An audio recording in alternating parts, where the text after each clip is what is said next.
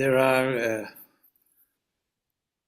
two sections within the Bhagavad Gita which gives us some clue about the techniques about meditation.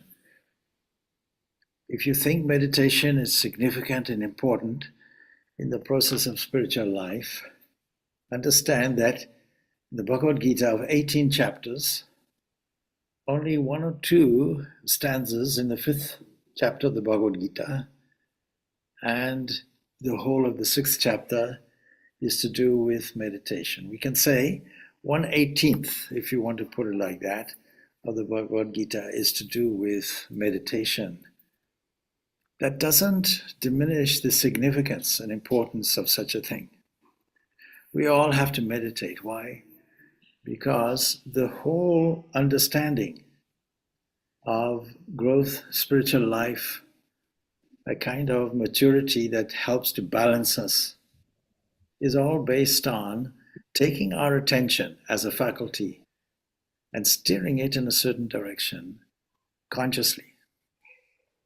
Like being in a car with a manual gear, we decide that we can put the gear up to 4th gear, 5th gear, or 1st gear, 2nd gear. We can put it up, we can put it down. We are in the position of being the controller of a gear like that. This is called our attention. And the more we fix this attention properly, in a way that doesn't give us any disturbance, doesn't give us any unhappiness, the better it is for us, and the better it is also for those around us. So there's a practical dimension to what we call spiritual life, which is entirely psychological. It's all to do with the mind. The mind is the thing, just as a generic term, the mind is a thing, specifically the attention, which either raises us up or lowers us down. That's the purport of the 6th chapter to do with meditation. It says, be responsible for the elevation of your mood, the elevation of your thought, the elevation of your life. Nobody else is responsible. Let's say up to the age of 9, you may have been dependent on others. Certainly as a child, you're completely dependent on others. But as you grow and unfold in your life, physically, mentally, emotionally, socially, then there has to be a growing awareness that I have to take some control of my own life. I have to be responsible for my own behaviors. I had a discussion this morning. I said, you see, there are no bad people, only bad behaviors. That statement was very nicely challenged. No, but there are people who are evil, and even if all the faculties of the mind, let's say through a road accident or something, are all put into a bad state, still you might have evil intentions. You may not be able to enact that. There's a misunderstanding of what we call behavior. Behavior, a series of learnings, a series of lessons in life, cumulatively developed, so that it comes out as what some people might call instinct, or what we might call habit. The unconscious area of the mind is easily labeled the habit level. So how do we stabilize that? So there's some language in the Bhagavad Gita that assists in this. Such statements as somebody of sthita prajna, steady wisdom, for example, that comes out. And the 5th chapter will tell us something significant because it's leading into this chapter on dhyana yoga, which is meditation. Meditation, we can see, is a faculty, or using the faculty of the mind, which acts as a stabilizer and enlightener. It's like a kind of lighthouse. I was telling a story the other day that I saw on some news channel, that there was an American war vessel going through, maybe near the Gulf. There's a warship going through, and it picks up on radar that there's another ship on a collision course. So it sends a radio signal, please change your course, alter it by 15 degrees. And the message comes back, no, you please alter your course, 15 degrees in the opposite direction. And these messages go back and forth. Eventually, the warship says, look, we are, whatever it is, US Lincoln, and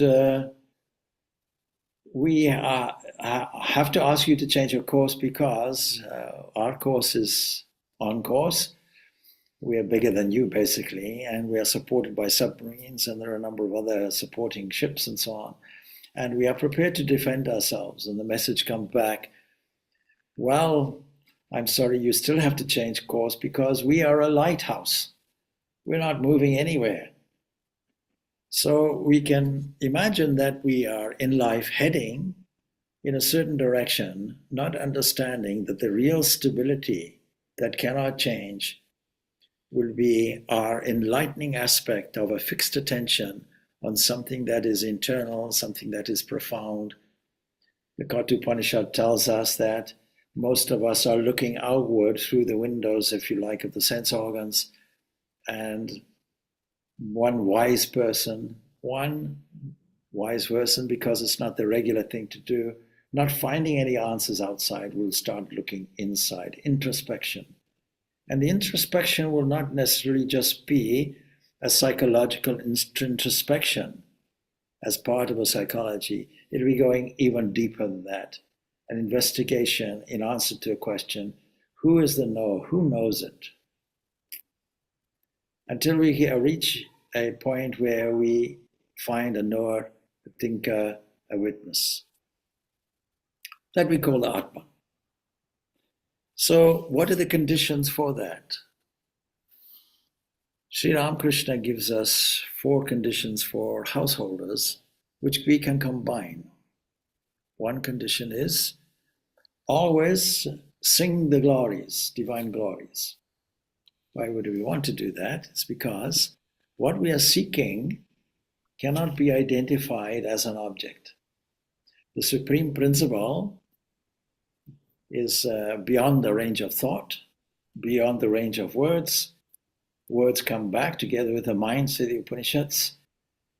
So what can we do? We can see the expression of it. We can see the manifested glory of it. And then our spiritual life becomes a question of the art of selecting any point on the whole range of glory and allowing that to lead us into its source. And that really is called meditation. But meditation doesn't begin with a sitting thing. So it begins with a song of glory. In other words, when you observe all the environment around yourself, including the bodily environment, including the social environment, the physical environment, you'll find glory everywhere. The sun shines, for example. To look at it directly will be a danger to your eyes. Don't do it. But at least you can see what it's lighting up. That's the idea. This whole ray of glory distributed everywhere, this radiance that we find, expresses itself in all these different forms. And if you run out of external objects, supposing you're stuck in a 4-room walled building with no other access to external things, you still are aware that breathing is taking place, the heart is pumping, blood is circulating, thoughts are flowing, a kind of current is there, experience is there. Something will always be there which is glorious, if you notice it. And so for that reason, the 5th chapter, which introduces the subject of meditation, will tell us, first of all, kama krodha viyuktanam yatinam yatachetasam, absolute freedom.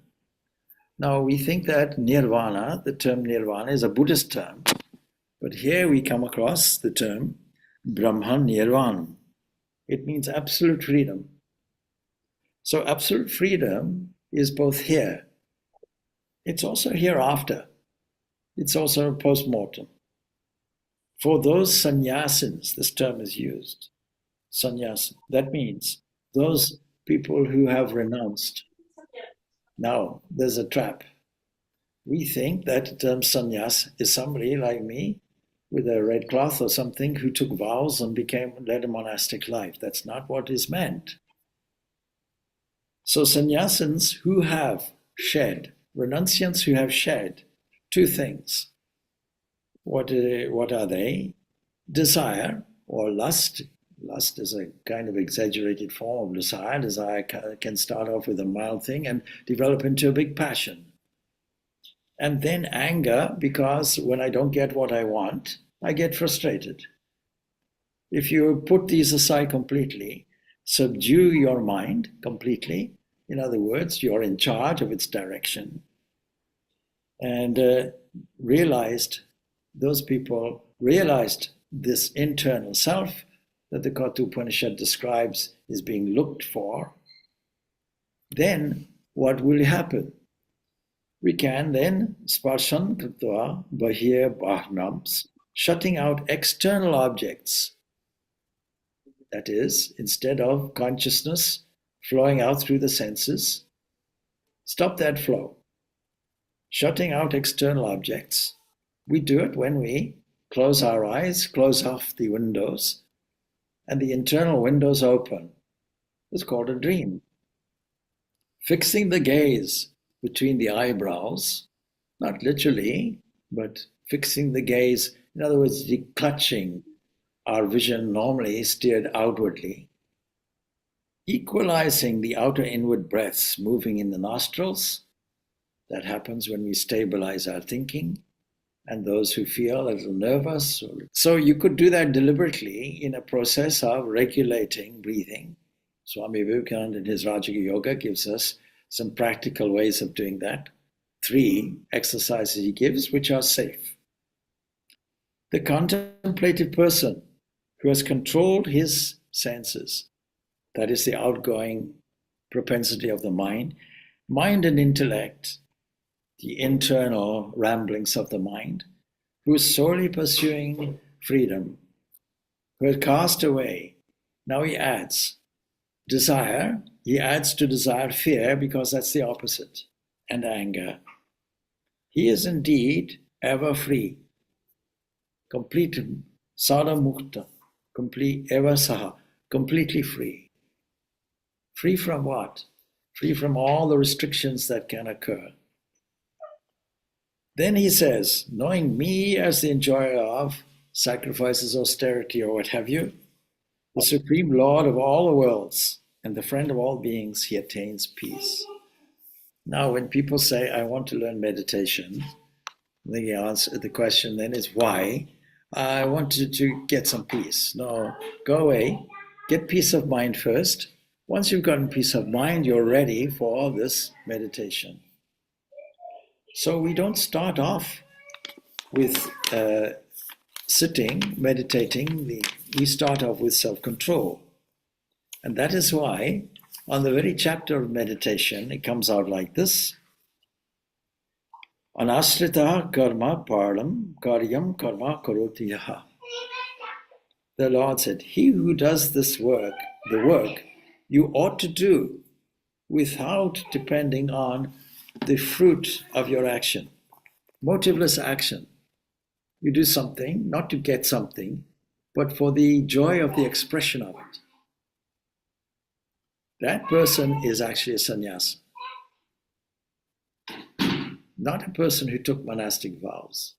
That person who is doing all their regular duties that they should do, so that we get a harmony, a social harmony going on, a domestic harmony going on, a psychological harmony going on.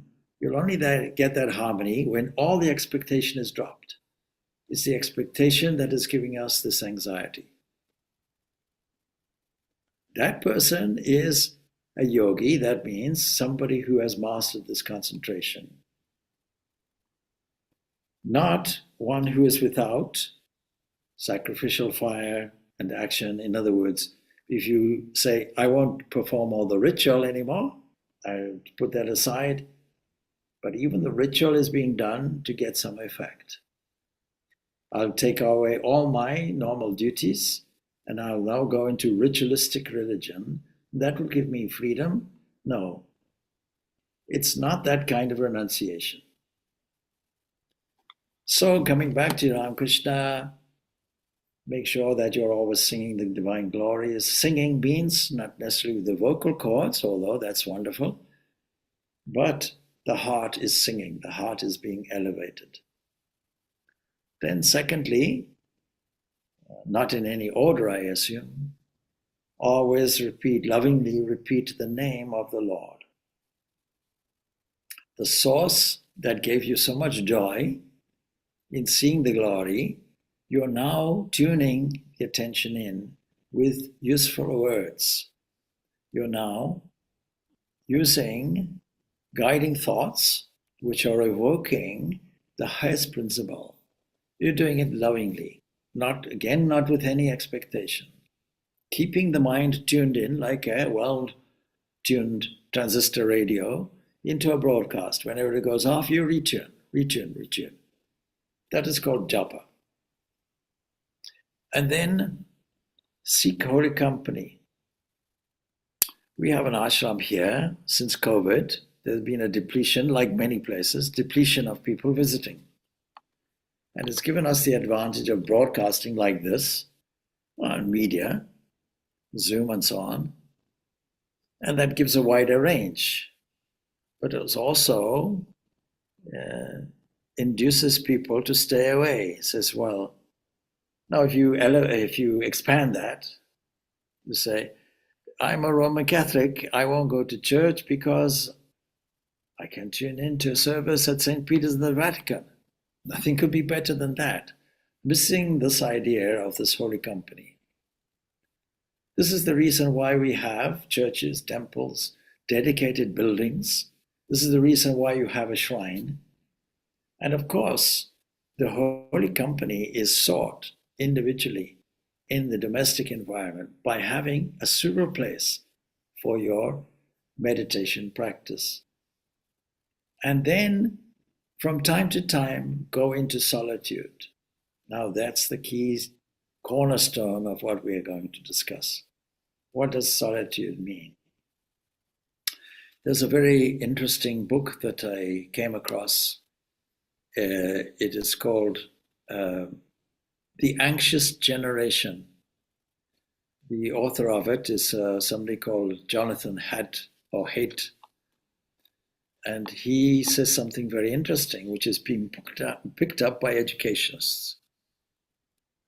He's saying that, and it's caused some concern in the academic community, but he's a social psychologist, and he's saying there is an anxious generation which is like an epidemic of mental illness.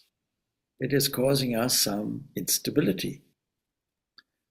And it is all to do with smartphones. He says that there are 4 ways to combat it. He says there should be no smartphones given to children before high school. There should be no social media before the age of 16. There should be no phones in schools. And prioritizing real-world play and independence should be encouraged. Instead of isolating children, or children self-isolating and not experiencing the outer world. And so he's calling smartphones experience blockers, cutting us off from a world of experience where we can engage in observation, appreciation, and sense of thankfulness, which leads us spiritually, making us isolated, but not in a healthy way. Phones and social media, he says, have become a ubiquitous part of everyday life. But as many researchers study their impact, it creates a problem. It highlights a problem. And with no easy answer to how exactly these technologies affect the mental health of young children and teens. In short, we have surrounded ourselves with noise. And it's this noise aspect that creates a disturbance because it prevents us from going into solitude. It prevents us from the silence that is necessary, stopping the internal traffic, where noise seems to be the norm. And you can see it when you see somebody walking, presumably for health or something.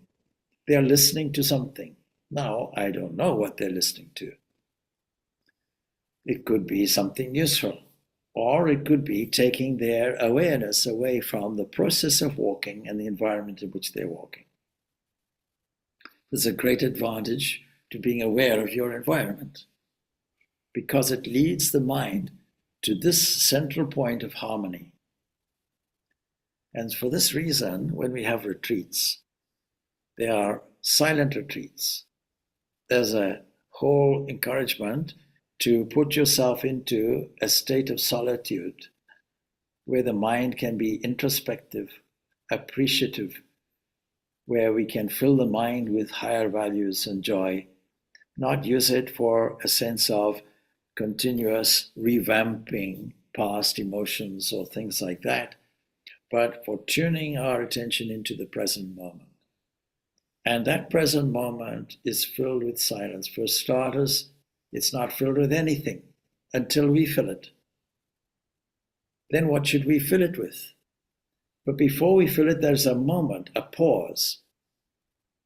And we can take advantage of these natural moments of pause in life itself, before the sun rises, getting earlier and earlier as we head more towards summer. There is the evening pause, when the whole sunset takes on these new colors. The horizon is filled with the most wonderful colors. There are moments in our day which are natural moments of quiet. You may have noticed, of course, that on weekends, for example, the roads might be a little less busy. Or it could also be the other way around as well, if there's a long holiday such as this weekend. People going somewhere, where are they going? Well, chances are at least some of them are going to find this solitude. And yet, even in the car, radios are playing, people are talking. Even in moments such as eating, where the attention can easily be taken away from the process, and people just oblivious to the process, what we call mindfulness is now being disrupted. Mindfulness is essentially supposed to be a derivative of a Buddhist idea. No, it's there, no doubt, absolutely. But it is also called smrti, constant remembrance. That's the positive aspect of it. Mindfulness. I once saw a film that was in a museum, and it was a Buddhist monk who was moving, walking. You hardly noticed his movement, and around was all noise. No silence whatsoever. Even though you couldn't hear any sound, still you can imagine it, because people in big cities are anxious to catch trains, are anxious to walk fast, are anxious to be at a certain place without being late. The whole communal atmosphere is one of anxiety. No silence whatsoever, and one man is walking mindfully, hardly noticing all the hubbub around. Why? There's no expectation. All the fruits of your activity is not even considered. All the future moments filled with what if this, what if that, all gone. Because the attention is tuned into here and now, where we find the silence. It is really only in this silence, this pause of mental activity, physical activity, where nature itself seems to be still, that we now have an environment suitable for self-discovery. It is no accident that the ancient rishis who discovered all these truths in Vedanta were also called munis, silent ones. And sometimes we have to judge when to be silent and when to talk. In discussions which could be emotive, maybe at disagreements, one person putting forward an antagonistic point of view from the listener's aspect, and then should that person react and give a counterpoint like some kind of debate, or should they remain quiet? It's a judgment call that all of us have to make from time to time. And yet underneath it all is a whole base of silence. When we discover the internal self, we go into this silence. Silence, as it were, is the voice of God. It is a moment of listening. You cannot listen if you're talking. You cannot listen if somebody else is talking. And we're always talking to ourselves. We're always in an internal conversation. Let us suspend that and see what happens. And in that suspension of awareness, with all the faculties open for reception, what reception are we getting? What is prayer?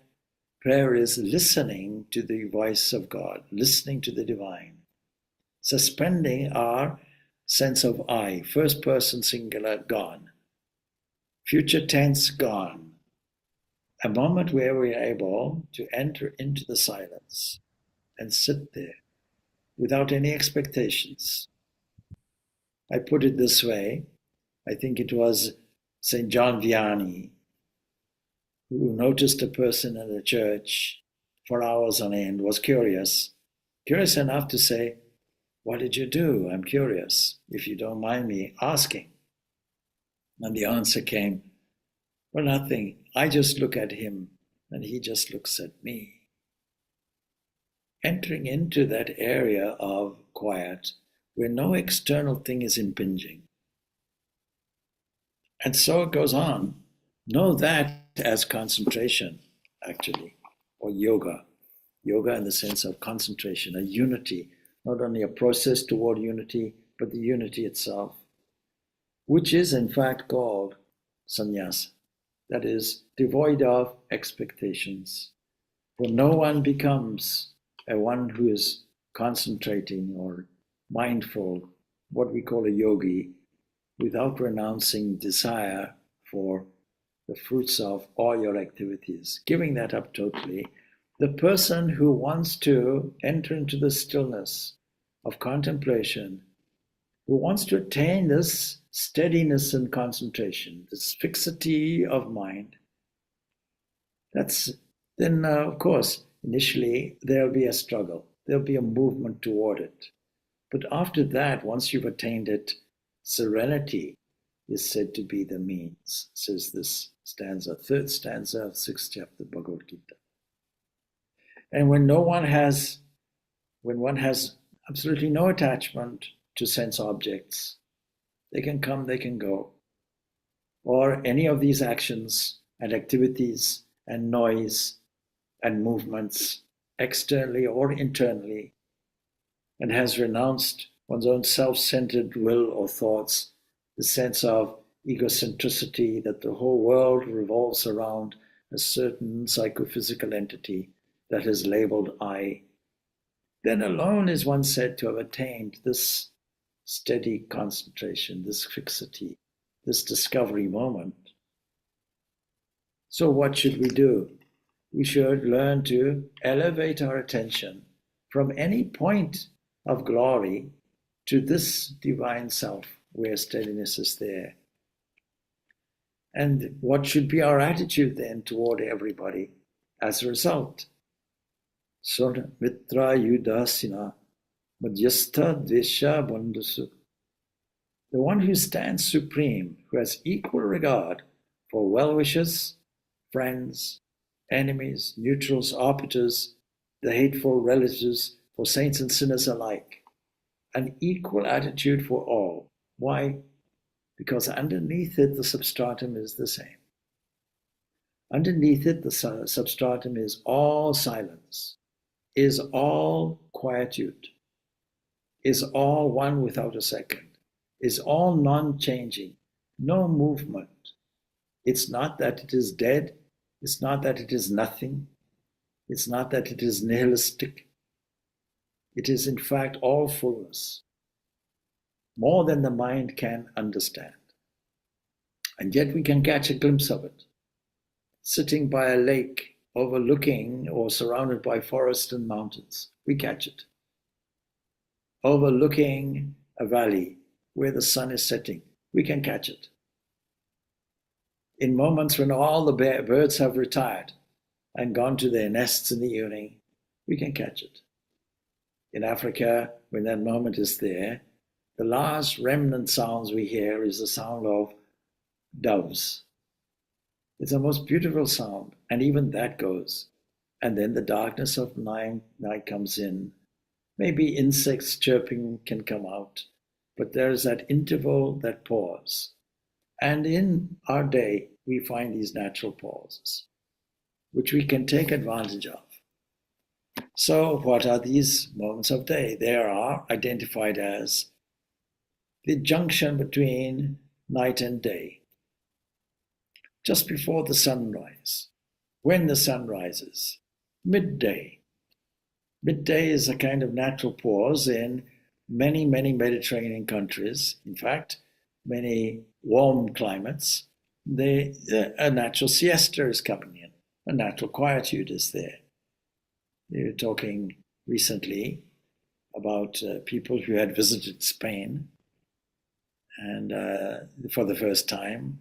And I said, oh yes, they open their shops late and then siesta, everything is quiet, and then they're open to late at night. So there is a natural lull which we all catch, which the whole of nature catches seemingly. The end of the day, the evening, the junction of night and day. And then just before we sleep. And then midnight, the quietest time of all. I was in one place a few years ago and I said, how did you sleep? Well, I was awake at 2:00. Oh, 2:00, how wonderful. Wonderfully quiet. No doubt you meditated. Yes. What some people classify as disturbance and insomnia, others take as an opportunity. Oh, what a wonderful thing. God woke you up and said, come on, sit with me for a while.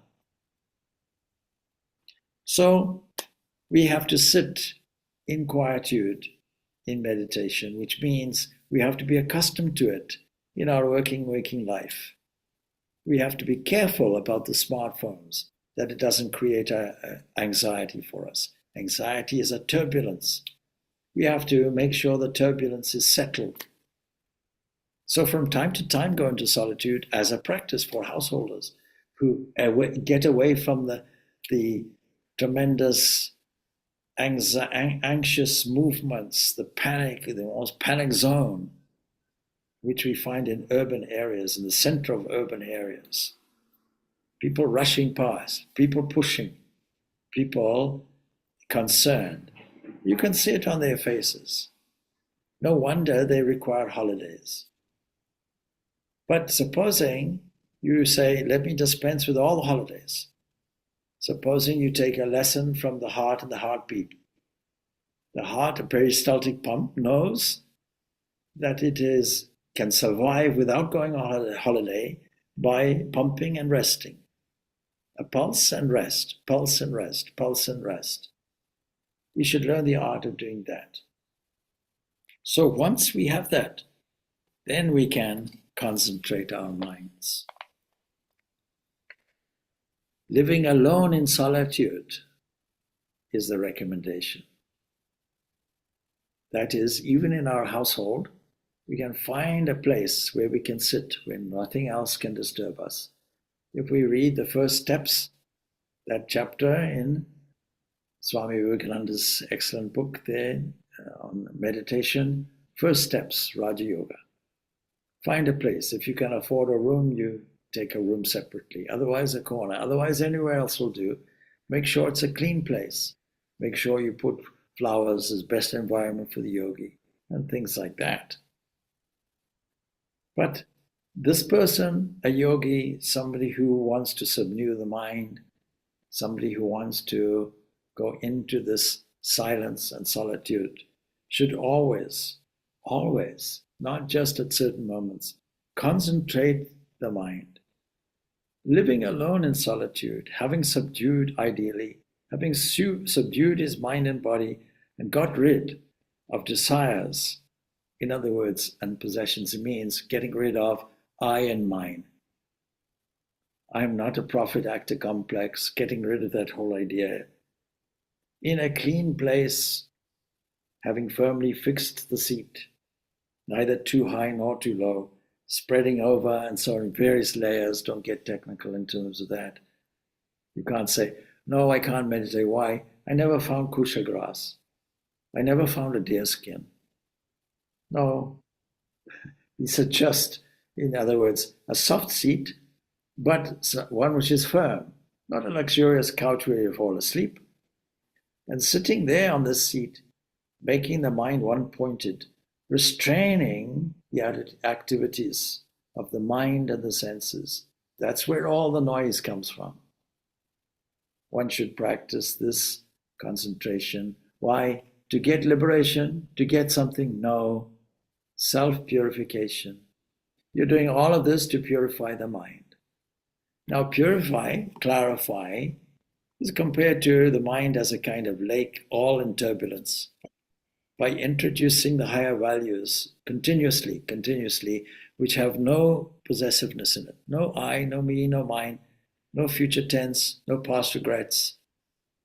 Putting that all aside, then the mind becomes clarified. Compared to a lake, all the turbulence, the muddiness is gone, is neutralized, and there we are able to see the substratum.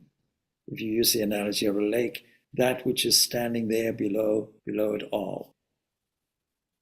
Using the faculty of the mind, neutralizing the deleterious elements of the mind which create disturbance, let the person firmly hold the body, head and neck erect, still. I came across somebody, I was surprised. You've been practicing meditation for a long time. Yes, according to your instructions. Okay. Just describe to me, well, I prefer to do it lying down in the bed. What? I never told you that. Nobody told you that. Who told you to do that? I thought that was acceptable. No, it's not.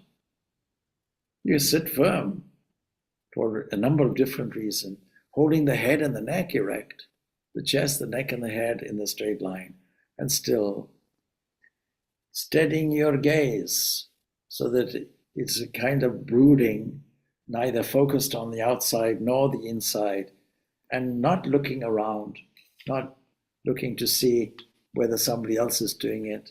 That's called competitive meditation. It's not meditation at all. There's no such thing. Being serene, fearless, because that's what you cultivated in the day.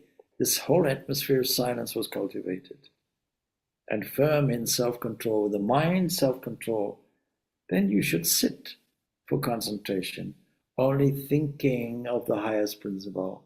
Here it's called me, Krishna, and regarding me as the supreme goal. Keeping yourself ever steady in this manner, with the mind or the faculty of concentration, you subdue all the vagaries and disturbances of the mind and the mental field. There you'll attain peace, abiding in that essence that culminates, and here the term nirvana is used again. This time called nirvana paramam, that is the supreme state of peace. Then, of course, if you really want silence, there are other aspects that will disturb this state of steadiness and silence, a state of contentment. One of them could be indigestion, physical. With a group of people who just left, we were discussing some aspects of health. Well, what is the criteria? You shouldn't eat too much or too little. Success, if you might say that, in this process is not for the one, meditation, not for the one who eats too much or eats too little. What is it? mean eat too much, eat too little. You've heard of the kind of catchphrase, are you living to eat or eating to live? Are you taking just what's enough for the sustenance of the body in terms of quantity? Nowadays, in an age of processed foods, we tend to eat much more than we require. And then we get overloaded, and then we can't sleep. Then we have indigestion. Then we have health problems because all the toxin material that cannot be eliminated accumulates in the body and gives us an impurity in the blood. And we think this is normal. It's not for one who sleeps too much or who sleeps too little. Scientific investigation tells us the ideal period of sleep is 7 hours. All right, let's say 8 hours. Maybe for some people 6 hours. So let's make it an average. And many people say, I require at least a solid 8 hours or 9 hours. When you investigate it properly, you'll discover their whole working life was one of anxiety. It was a worrisome life they were leading. That takes a lot of energy away from you because you're doing something you prefer to be doing something else. Or maybe living up to somebody's expectation or whatever it is. Since we can say the COVID, where people have increasingly worked from home, there is an increasing demand for productivity. Unjustifiably so in some cases.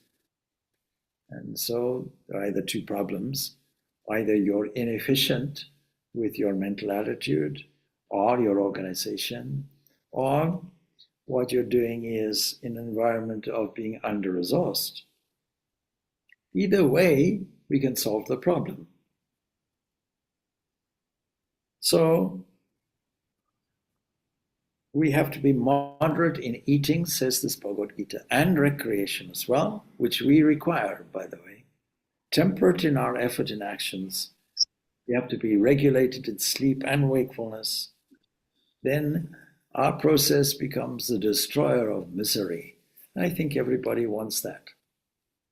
As I typically say, I never met somebody who said, my goal is to be miserable or unhappy. So when the mind is completely controlled, it rests in the self alone, divine self alone. It's free from desire for objects, the source of our misery and disturbance.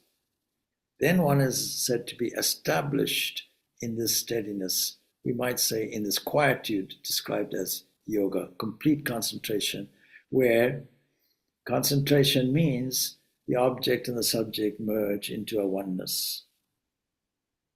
What is it described as? Yata dipo nivatastone gate so pamasmarta. As a lamp in a windless place doesn't flicker. That's a kind of simile used for the disciplined mind in one who has the state, practicing what? Concentration only on the self. Eating, drinking, sleeping, all orientated toward that. Call it, if you like, a magnificent obsession with steadiness of mind and quietness. And when this mind is completely subdued, mastered by the practice of this, we attain what? We attain quietude. We attain the silence of all silences. We access the voice of God, whose voice is silence. That we get. That stops all the humdrum. That is maintained even in the busiest of metropolitan situations, or even in the quietness of a cave. There are people who can have that stability and quietude in the midst of a shopping mall.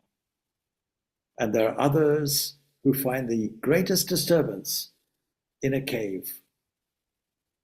It's all an internal thing. The eternal structure has to be mastered.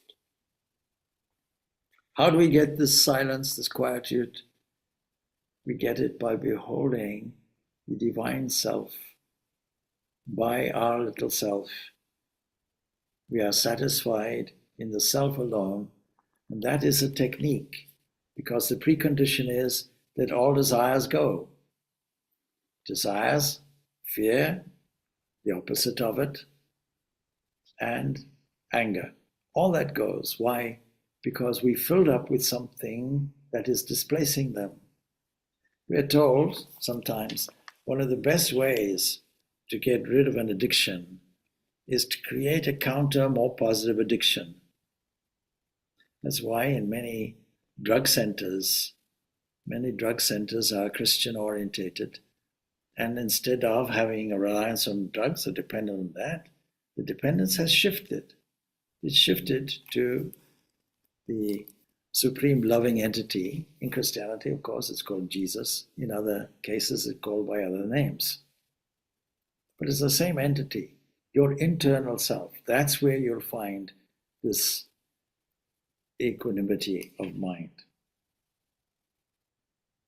So when we feel that infinite bliss, sukham acyantikam yad tad buddhi grahayam atindriyam, which is perceived by the purified intellect. Purified. Our job is purifying, not to get anything, just to clarify.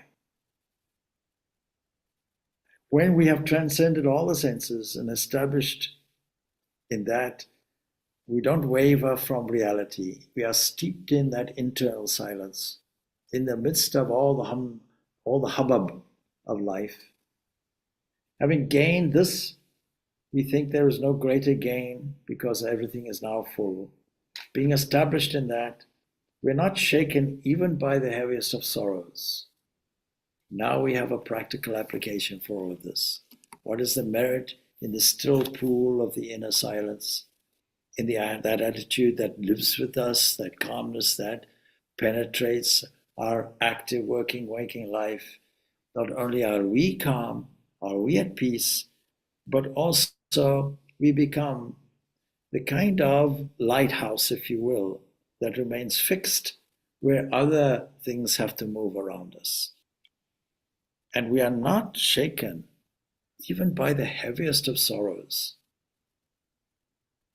If you ask, what would you like, common humanity, what would you like more than anything else? If we were to remove something from your life to make life better, it would have to be, please can you take all my sorrows, which come and go. It's not that we always have sorrow, but there are circumstances that impact us from time to time, and we are entering into a deep state of bereavement and sorrow. Well, we can sever that connection with pain, and the name of that severance of that connection is called yoga, this concentration, this fixity. It should be practiced how? With perseverance, without depression of mind. Oh, I've practiced so much. I don't know when we'll get any results. I've practiced and practiced and practiced. I meditate every day. I'm a good person. I do charitable work. But still, can't get anything. I still feel this depression. I still feel somehow something's wrong. Oh, you should practice with perseverance, not expecting anything, not with a depression of mind, not this is a struggle. When will I get there? That all has to go. It has to be practiced, therefore, with the opposite of it, with a sense of joy, with a sense of delight, playing and dancing with the Lord, abandoning without reserve all desires born of this tendency, sankalpa, this tendency to repeat over and over again the same things, habitual things which are damaging to us, and completely curbing in by the mind all the senses from all sides. So with this intellect is set in firmness, let that person attain what? Silence, quietude, settlement, little by little. Don't do it all in one go. Do it progressively. With the mind fixed on the self, let him not think of anything else. If you see a lake disturbed by a storm, it takes some time. The waves start becoming a little less, but still they are there. As long as the wind is there whipping it up. And then a little bit more steady, and then steadier, and then like glass. Hardly a ripple noticed. Same thing with the mind. And so there are many causes for a wavering, unsteady, turbulent mind. But whatever the cause of it, says Krishna in this Bhagavad Gita, whatever way the mind wanders here and there, you just bring it back. Let him curb it from that and subjugate it solely to this substratum, this self. What is the result of that? Not just happiness. Supreme bliss comes to that person whose mind is perfectly calm, whose passions are quieted, who has become one with that supreme principle, who is freed from the taint of opposites, good and evil, hot and cold, pleasure, pain. What you have to do is constantly engage the mind in this way. When you constantly do that, you'll be free from taint, that is impurity, and you attain with ease, not a difficult process, with ease the infinite bliss of contact with Brahman, the Supreme Principle. Don't confuse this with turbidity or laziness or dullness. I wish I was a stone that's completely calm. No, not that kind of thing. This is something different. The mind being harmonized by this practice, he sees himself, what? In all beings and all beings in himself. You get perfect harmony everywhere. You become the epitome of harmony and peace. Everybody wants peace in the world, so they say. But unless you are peaceful yourself, how will you even get it? How can you even speak about it? He sees the same in all. All discernment is all the discriminatory things which are disturbing your mind are all gone. Sees me everywhere, and I see all in me, and sees all me and all me in all. Never becomes lost to me, nor do I become lost to him. Where is God? I don't know. Maybe you look in the lost and found. No, never lost. Always there. It's only our attention is pitched somewhere else. He who is established in oneness will actually have a worshipful attitude, an attitude of adoration of me dwelling in all beings. That person lives in me, whatever may be his mode of life.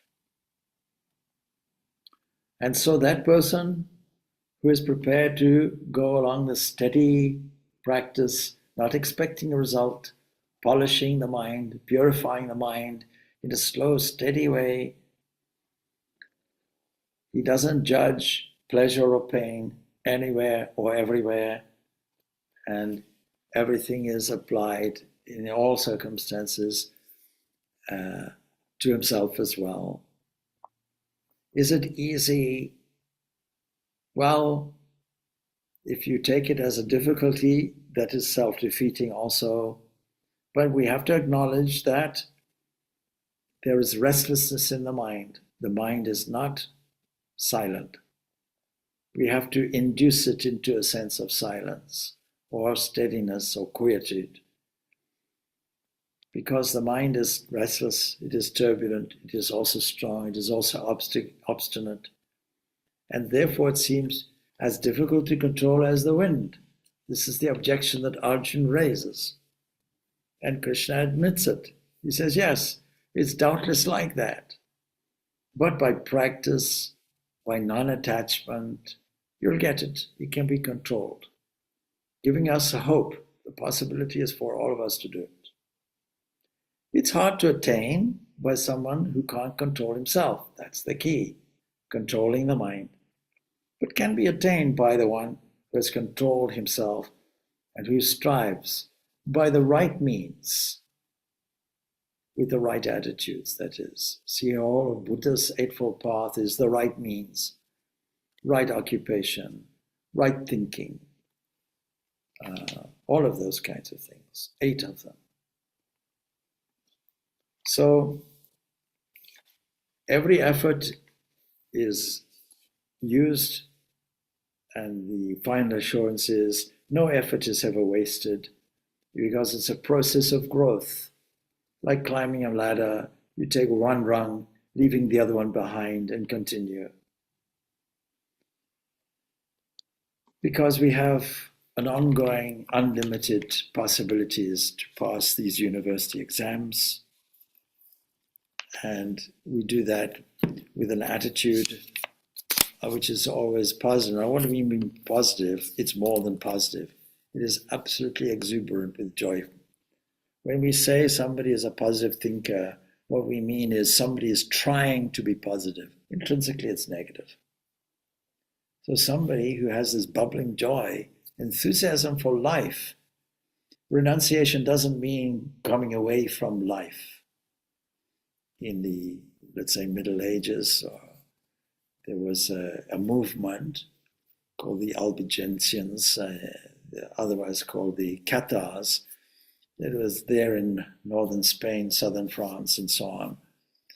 And they were adamant, the world is bad, the world is evil.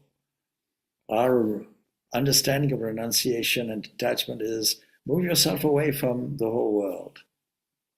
That's not our approach.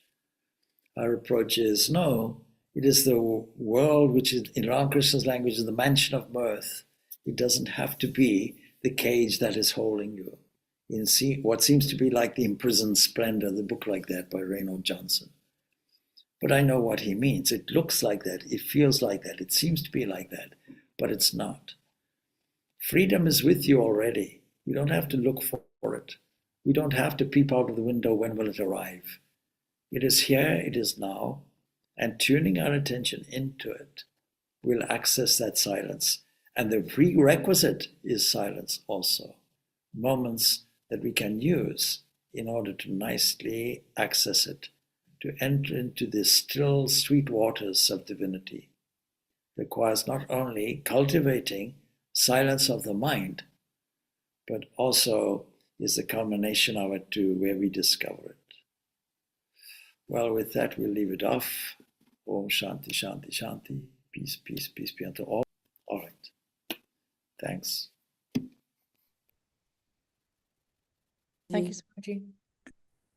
Thank you, Swamiji. Thank you, Swamiji.